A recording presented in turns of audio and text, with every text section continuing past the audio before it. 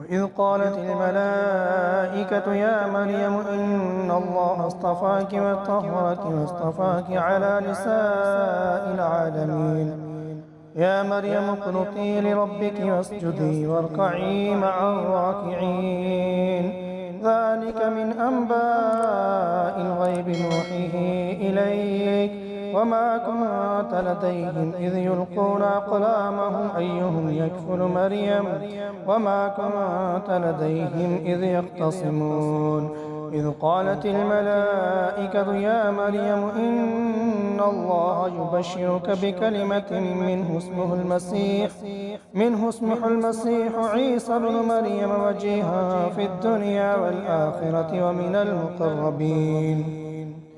ويكلم الناس في المهد وكهلا ومن الصالحين قالت رب أنى يكون لي ولد ولم يمسسني بشر قال كذلك الله يخلق ما يشاء إذا قضى أمرا فإنما يقول له كن فيكون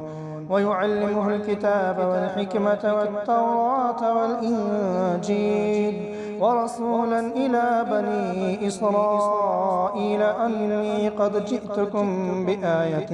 من ربكم أني أخلق لكم من الطين كهيئة الطير فأنفخ فيه فيكون طيرا بإذن الله وأبرئ الأكمه والأبرص وأحيي الموت بإذن الله وأنبئكم بما تأكلون وما تدخرون في بيوتكم إن في ذلك لآية لكم إن كنتم مؤمنين ومصدقا لما بين يدي من التوراة ولأحل لكم بعض الذي حرم عليكم وجئتكم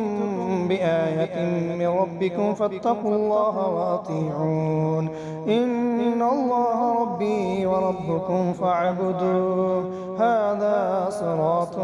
مستقيم فلما أحس عيسى منهم الكفر قال من أنصاري إلى الله قال الحواريون نحن أنصار الله آمنا بالله واشهد بأننا مسلمون ربنا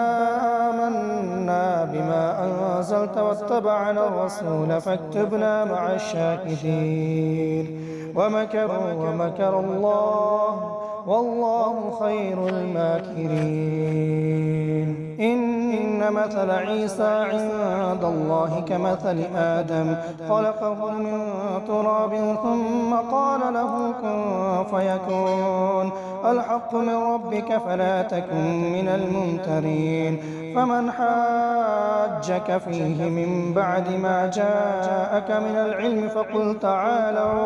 فقل تعالوا ندعو أبناءنا وأبناءكم ونساءنا ونساءكم وأنفسنا وأنفسكم ثم نبتهل فنجعل لعنة